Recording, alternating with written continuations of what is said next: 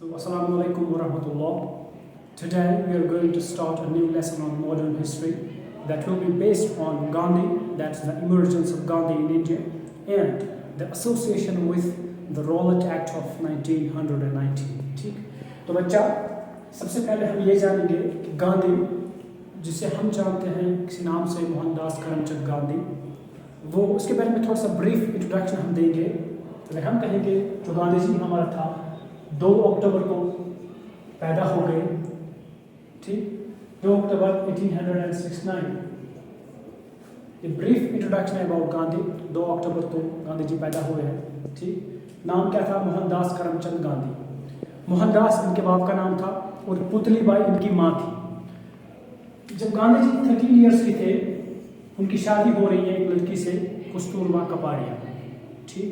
यानी at the age of 13 Gandhi gets married to a girl called Kasturba Kapadia, ठीक। उसके बाद हम जानेंगे, ये थोड़ा सा इंट्रोडक्शन है अबाउट गांधी की, थोड़ा सा हमें पता होना चाहिए क्योंकि आंसर राइटिंग लिखते वक्त, आंसर राइटिंग करते वक्त थोड़ा सा हमें इसका एज एग्जाम्स में मिल जाता है, ठीक। उसके बाद at the age of 18 years Gandhi goes London. Gandhi ji London चला जाता है in order to study law, क्योंकि जिस तरीके से हमें पता है गांधी जी जो थे वो एक लॉयर थे, कानूनदान थे, ठीक। तो उस पर्पज से लंदन में उन्होंने अपनी डिग्री हासिल की थी। फिर उसके बाद पहली प्रैक्टिस जो थी या दूसरी प्रैक्टिस जो थी, या प्रैक्टिकल फील्ड की अगर हम बात करते हैं, साउथ अफ्रीका में उन्होंने काफ़ी सर्विस दी है। तो 1899 इस वक्त जो गांधी थे साउथ अफ्रीका में थे, इस डेट पे गांधी साउथ अफ्रीका पहुंचे। उसके बाद डायरेक्टली 1914 से लेकर 1915 के दरमियान गांधी जो है वो वापस इंडिया में आ रहे हैं, यानी कुछ अपनी जिंदगी का हिस्सा साउथ अफ्रीका में सर्व करने के बाद, डिवोट करने के बाद towards the service of human kind and mankind, Gandhi revisits India. 1914 और 1915 के दौरान गांधी जो है वो इंडिया में आ रहे हैं, और जो ही यहाँ पे आए कुछ ऐसी प्रॉब्लम्स उस वक्त इंडिया में थी जिनका सामना गांधी के साथ हो गया, या यूं कहे कुछ ऐसी नेशनल लेवल की प्रॉब्लम्स थी, लोगों के साथ एसोसिएटेड थी, कुछ रीजनल प्रॉब्लम्स थी जिनका गांधी एक हिस्सेदार बन गया। और जो ही वो इंडिया में आए, उनका जो पॉलिटिकल गुरु था गोपाल कृष्ण गोखले,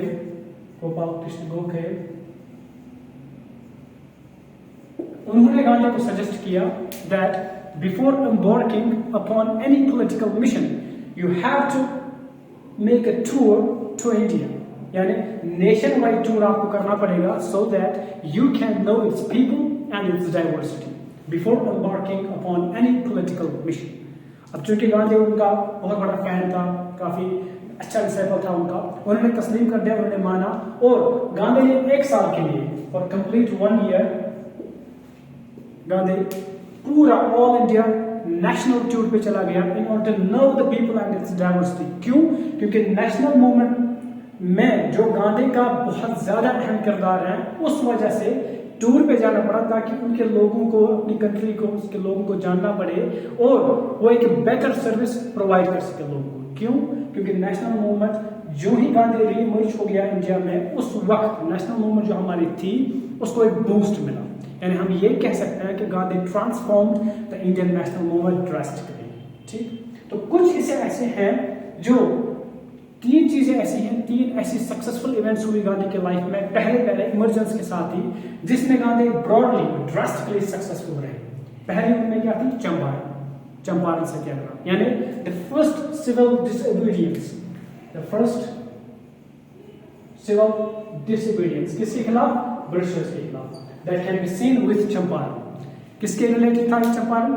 चंपारण बिहार में एक जगह है, that is it's related with the indigo cultivation of the farmers of Bihar, यानी जो बिहार के फार्मर्स थे। हमें असल में बात करनी है रॉलेट एक्ट की, लेकिन थोड़ा सा बैकग्राउंड बनाने के लिए चंपारण का थोड़ा जिक्र करना पड़ेगा, इसीलिए मैं कर रहा हूँ, ठीक।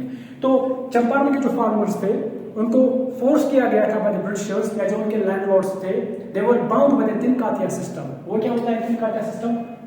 3/12 सिस्टम, यानी अगर उनके पास 20 मलबे जमीन है, 20 मलबों में से 3 मलबों पर उनको इंडिगो कल्टिवेट करना पड़ता था, ठीक, और किसको देना पड़ता था? Towards the landlords. तो ये एक सिस्टम था जिसको हम कहते हैं tinkathia system. They were bound by the system, they were bound to go the indigo on such specific amount of land, so portion of land, tracts of land, ठीक। तो इसके खिलाफ गांधी ने एक आवाज उठाई और जब उसके पास चले गए, एक बाज़ाब्ता एक फार्मर आया, गांधी को रिक्वेस्ट किया कि हमारी ये प्रॉब्लम है, हमें इसके साथ डील करने दो, ठीक। तो गांधी ने अपनी इन्वॉल्वमेंट दिखाई, फाइनली गवर्नमेंट को ये तिनका सिस्टम खत्म करना पड़ा। ये पहली ऐसी सक्सेसफुल स्टेज रही गांधी की, जो गांधी की री इमर्जेंस के साथ ही गांधी के साथ वाबस्ता हो गई।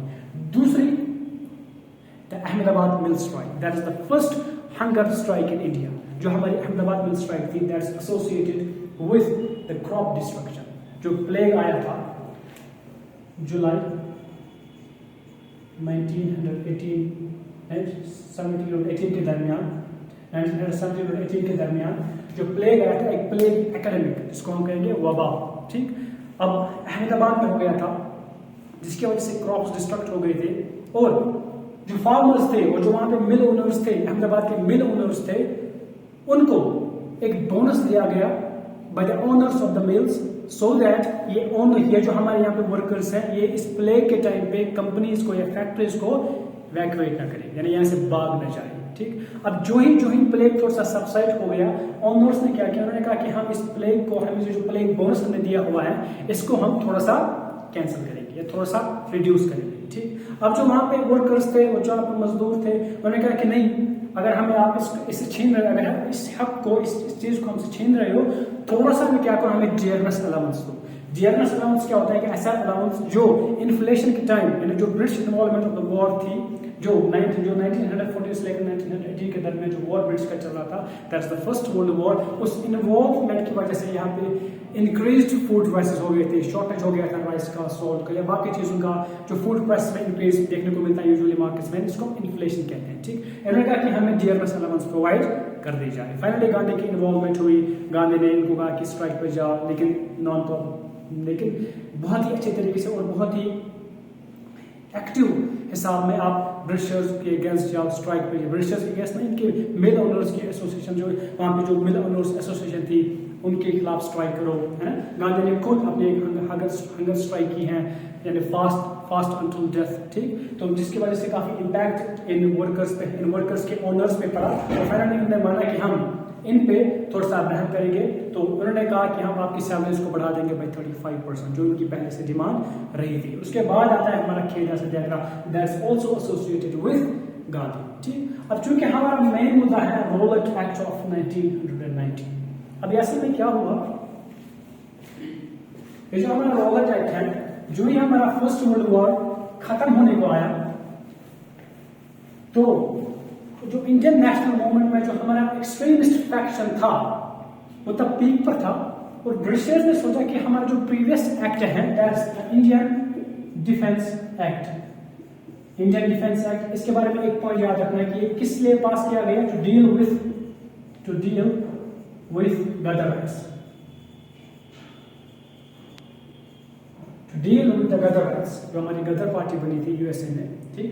तो वहां के जो एसोसिएटेड मेंबर्स थे, उन्होंने जो एक रिवोल्ट का सोचा था कि हम एक बहुत बड़ा रिवोल्ट करेंगे ब्रिटिशर्स के खिलाफ। तो उस इन्वॉल्वमेंट में जो लोग भी गिरफ्तार हो गए थे, जो लोग भी गदर एक्ट्स थे, जो लोग भी उस बहुत बड़े मास स्ट्रगल में इन्वॉल्व थे, उनके खिलाफ उनको टॉर्चर करने के लिए ब्रिटिशर्स ने एक एक्ट डाला था, that's called as Indian defence act, ठीक। अब ब्रिटिशर्स ने रॉलेट एक्ट में ये सोचा कि हमारा जो प्रीवियस एक्ट था, Indian defence act, that's about to expire, यानी वो एक्सपायर होने को है। इसीलिए ब्रिटिशर्स इस तलाश में थे कि हमारे पास कोई ऐसा एक्ट होना चाहिए, so that we can deal with the terrorist elements in Indian national movement, जो उनके हिसाब से टेररिस्ट एलिमेंट्स थे वहां पे, ठीक। तो इसी वजह से जो हमारा रॉलेट एक्ट है, it was passed by imperial legislative council in 1919। But ये जो हमारा रॉलेट एक्ट था, ये किस रिकमेंडेशन की वजह से पास हुआ, ये एग्जाम पॉइंट ऑफ व्यू के लिए बहुत ज्यादा इंपॉर्टेंट है। That was passed on the recommendation of Rowlatt committee. ये रॉलेट कमेटी के रिकमेंडेशन की वजह से जो हमारा रॉलेट एक्ट 1919 है, वो पास कर दिया गया था।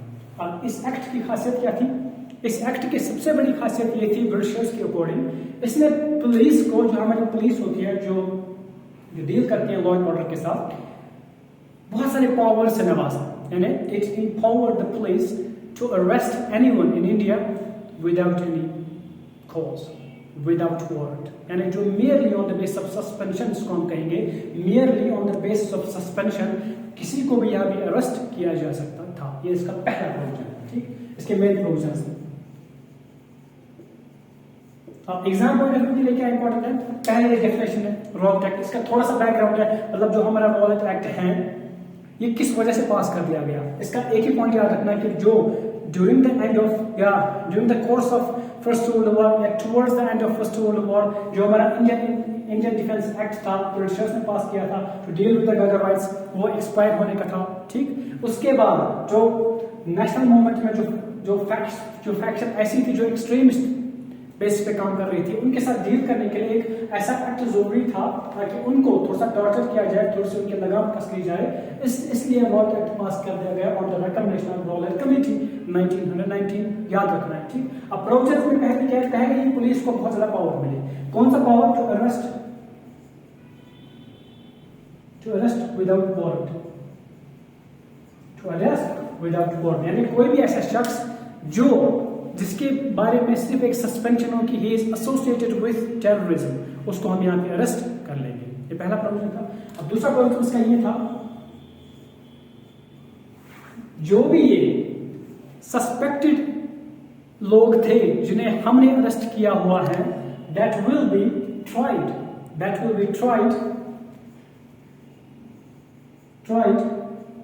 इन secrecy, that will be tried in secrecy by a panel of 3 members of judges, high court judges, ठीक। इनकी एक पैनल बिठाई जाएगी, इसमें कितने लोग होंगे, 3, और ये 3 लोग होंगे कौन, हाई कोर्ट जज। अब ये जितने भी हमें सस्पेक्टेड लोग थे जिन्हें हमने अरेस्ट किया हुआ था on the base of suspension, इनको ट्राई किया जाएगा, इनको स्यू किया जाएगा एक सीक्रेट जगह पे। किन के जरिए से, 3 मेंबर की पैनल बिठेगी, 3 लोगों का एक ग्रुप आएगा जो हाई कोर्ट के जज होंगे, उनको वहां पे ट्राई किया जाएगा लेकिन सीक्रेसी में, ठीक। और जो पैनल थी वो हाईएस्ट कमांड थी, उनका डिसीजन फाइनल था। यानी कोई भी पैनल ऐसे नहीं थी जो सबऑर्डिनेट थी। यानी अगर इस पैनल ने इन सस्पेक्टेड लोगों के खिलाफ कोई जजमेंट सुनाई तो कोई ऐसी पैनल दूसरी नहीं थी जो या जहां पे वो फरियाद लेके जा सकते थे कि इस जजमेंट जो इस पैनल ने हमें हमारे खिलाफ दी हुई है, हम इसको चैलेंज कर रहे हैं, या आप इसको थोड़ा सा अच्छे से इसको तहकीकात करो कि क्या है सही है, क्या है गलत है। अब इसका एक प्रोविजन ये भी था कि जो भी ये पैनल है, ये कोई भी ऐसा एविडेंस एक्सेप्ट कर सकती है जो इंडियन एविडेंस एक्ट के खिलाफ हो, इंडियन एविडेंस के खिलाफ हो या बाहर हो।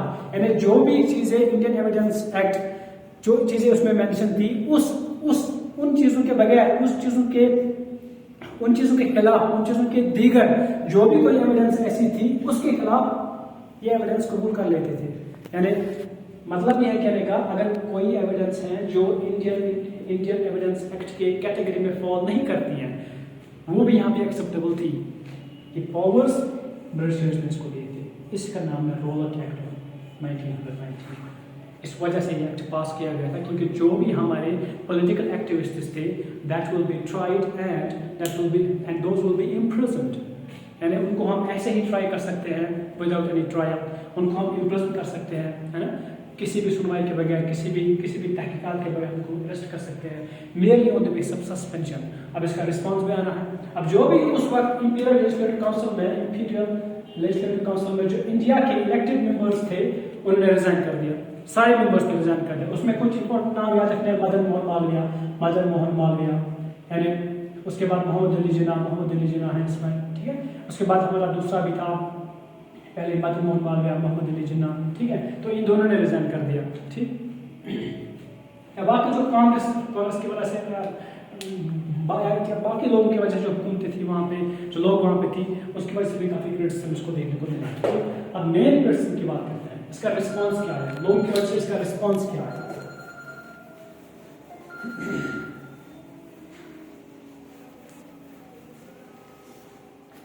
रिस्पॉन्स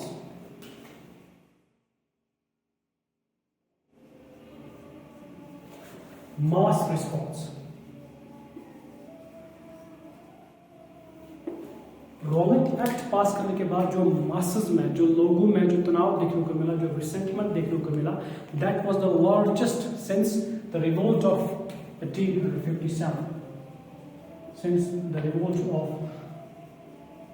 1857। जो ही ये एक्ट पास हो गया था, जितने भी इंपीरियल लेजिस्लेटिव काउंसिल में जो इंडिया के मेंबर्स इलेक्टेड थे, उन्होंने सब ने इस बिल को अपोज कर दिया। अब चूंकि वो माइनॉरिटी में थे, सो दे वर सब्साइडेड बाय द ऑफिशियल नॉमिनीज।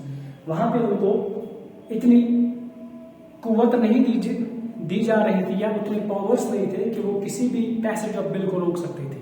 ठीक, अब चूंकि माइनॉरिटी में थे, लिहाजा बिल पास हो गई विद मेजॉरिटी। ठीक है, अब इसके बाद जो मास स्ट्रगल आई, जो हमारे यहाँ पे जो लोग मौजूद थे इंडिया में उस वक्त, जो इंटरनेशनल मूवमेंट में जो लोग मौजूद थे, उन्होंने इतनी स्ट्रगल की इस बारे में, उन्होंने इतनी मास स्ट्रगल की, तो इसको कहा गया कि रिवोल्ट ऑफ 1857 के बाद, रिवोल्ट ऑफ 1857 के बाद ऐसा मास स्ट्रगल पहली बार देखने को मिला, बहुत हाई लेवल का मास स्ट्रगल। किसके खिलाफ? रॉलेट एक्ट के खिलाफ। ठीक, अब गांधी ने भी इसका अपना रोल है, गांधी इसका मेन रोल है, गांधी जी का मेन रोल है इसका। He called the Rowlatt act as the black act. Gandhi ने इसको कहा ब्लैक एक्ट। अब इसी में हमें पढ़ना है रॉलेट सत्याग्रह, क्योंकि हम पढ़ रहे हैं इमर्जेंस ऑफ गांधी या emergence of Gandhi in India. अब रॉलेट एक्ट के साथ ही एसोसिएट है रॉलेट सत्याग्रह। रॉलेट सत्याग्रह चूंकि था launched by Gandhi,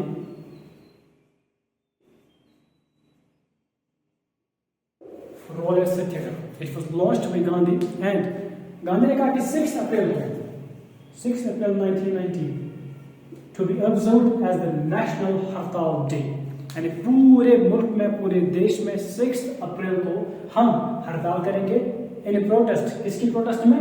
Rowlatt act passage की प्रोटेस्ट में। पहली बात। अब दूसरी बात, गांधी ने हर एक को एडवाइस किया टू बी नॉन वायलेंट। क्यों? क्योंकि सत्याग्रह की बात हो रही है, that's based on truth and non violence. अब सत्याग्रह की बात आ गई तो गांधी को एडवाइस करना ही है to be on the safer side, to be very very non violent and to be on the truer side. ठीक, अब इसकी बात हो गई सत्याग्रह की। अब डिस्पाइट दिस, जो कुछ मेथड्स डेवलप वहां पे किए थे लोगों के जरिए से, गांधी ने एडवाइस किया लोगों को कि कुछ ऐसे स्पेशल मेथड्स अपनाए जाए, लाइक प्रेयर, सिविल डिसोबीडियंस, ठीक, and these are the things, prayer, civil disobedience, ये कुछ ऐसे मेथड्स थे जो मेथड्स ऑफ प्रोटेस्ट वहां पे बने, जिसकी वजह से लोगों ने ब्रिटिशर्स के खिलाफ थोड़ा सा लड़ने की और थोड़ा सा रेजिस्ट कर, उनके रूल को रेजिस्ट करने की कुव्वत वहां पे दिखाई हुई थी। अब इसी के बारे में, अब जो है ये प्लेज साइन होगी, पीपल अक्रॉस इंडिया, जितने भी लोग इंडिया में उस वक्त थे, या जितने भी नेशनलिस्ट लीडर्स उस वक्त थे, उन्होंने एक प्लेज साइन किया,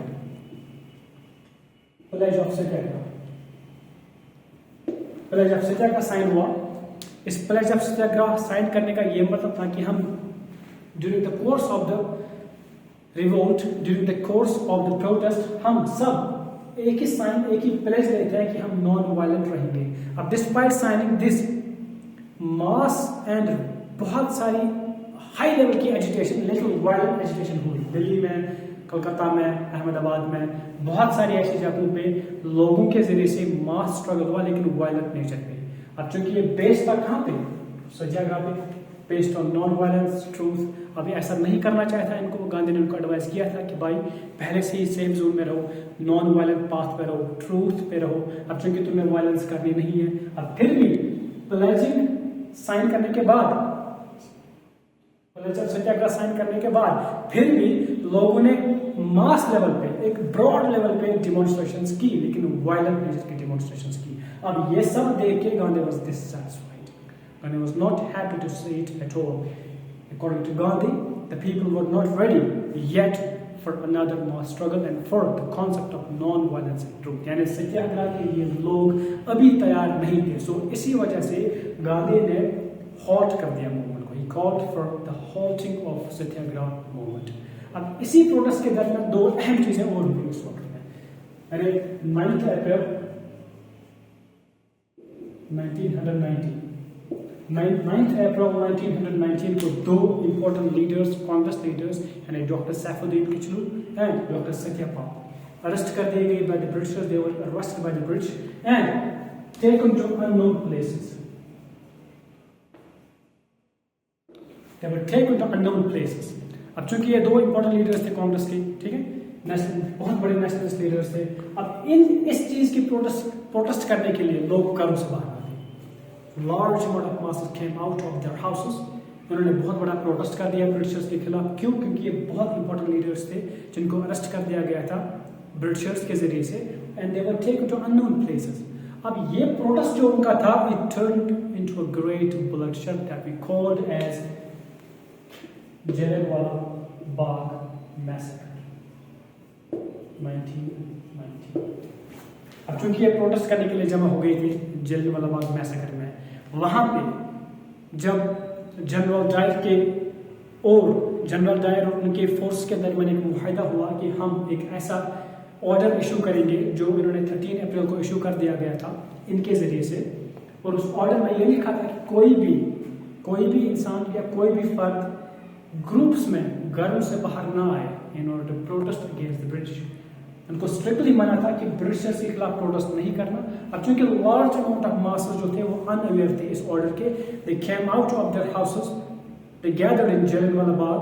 और जो जनरल डायर वहां पे था जिसके अंदर पंजाब का सारा लॉ एंड ऑर्डर था, क्योंकि उस वक्त पंजाब में मार्शल लॉ लगाया गया था क्योंकि प्रोटेस्ट को सबसाइड करने के लिए, प्रोटेस्ट को प्रिवेंट करने के लिए, क्योंकि ये प्रोटेस्ट कर रहे थे इन दो लीडर्स के अरेस्ट के खिलाफ।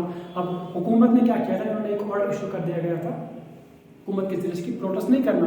अब लोग अनअवेयर थे इस चीज के, ठीक। अब वो जलियांवाला बाग मैसेकर में आ गए, उन्होंने एक जो उसका एक ओनली एग्जिट पॉइंट था उन्होंने बंद कर दिया। जनरल डायर ने हुक्म कर दिया अपने फोर्सेस को इन पे फायरिंग करो। तो फायरिंग हो गई। It resulted in the death of more than 1000 people which included children, women, है ना। तो बाकी सारे जो लोग उसमें शहीद हो गए उस वक्त वहां पर। And this protest actually turned into a great bloodshed that we refer to as Jallianwala Bagh massacre. अब इसी मैसेकर को इन्वेस्टिगेट करने के लिए फिर ब्रिटिशर्स की तरफ से एक कमेटी बनी that's called as Hunter committee. अब हंटर कमेटी चूंकि इसलिए इंपॉर्टेंट है क्योंकि इसमें इंपॉर्टेंट 3 लीडर्स भी एसोसिएटेड थे, वरना ये इंपॉर्टेंट एग्जांपल से नहीं है। अब ये है क्योंकि इसमें 3 इंपॉर्टेंट इंडियन लीडर्स भी थे, वो भी इसके मेंबर थे। इसमें पहला कौन था? पंडित जगत नारायण। दूसरा उसमें था सुल्तान अहमद खान भी उसमें एक मेंबर था। वो तीसरा था हीरालाल भी इसका मेंबर था। अब इस कमेटी ने क्या कर दिया, इसने जनरल डायर की जितनी भी एक्शंस थी they criticized it, they condemned it. Committee के जितने भी मेंबर्स थे, they found General Dyer guilty of a mistaken notion of his duty, and he was relieved from his services in March 1920. और 1920 में उसको बाज़ाब्ता फौज से निकाला गया था क्योंकि उन्होंने कहा था कि ब्रिटिश का भी एक अपना रिस्पॉन्स है। ब्रिटिश ने कहा इसको, विंस्टन चर्चिल ने कहा कि ये बड़ा एक मैसेकर जो पंजाब में हुआ है अभी, अमृतसर में हुआ है अभी, that's monstrous, that is the monstrous action by General Dyer, ठीक। और बाकी जो ब्रिटिशर्स के वहाँ के इंपॉर्टेंट लीडर्स थे उन्होंने भी इसको काफी सारा क्रिटिसाइज किया। कांग्रेस ने भी अपने लेवल पे एक नॉन ऑफिशियल कमेटी इस पे बिठाई। गांधी ने जो उसका टाइटल था कैसे रहित, उसको उसने खत्म कर दिया, वापस कर दिया।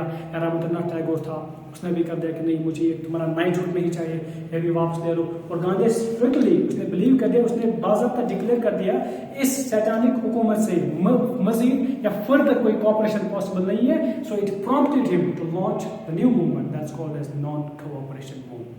तो यहाँ तक हमने थोड़ा सा ब्रीफ देखा, एग्जाम पॉइंट ऑफ व्यू से बहुत इंपॉर्टेंट है। So I hope you have clear all your doubts. So अगर कोई डाउट है तो मेरे बताओगे, ठीक। यहाँ तक हमारा सारा ये चैप्टर खत्म हो गया। अभी इससे ज़्यादा है थोड़ा सा एग्जाम पॉइंट के हिसाब से, इतना ज़्यादा बहुत इंपॉर्टेंट है और ये बेयर मिनिमम है जो हमें एग्जाम के लिए रखना है। So that was all from my side. Good luck.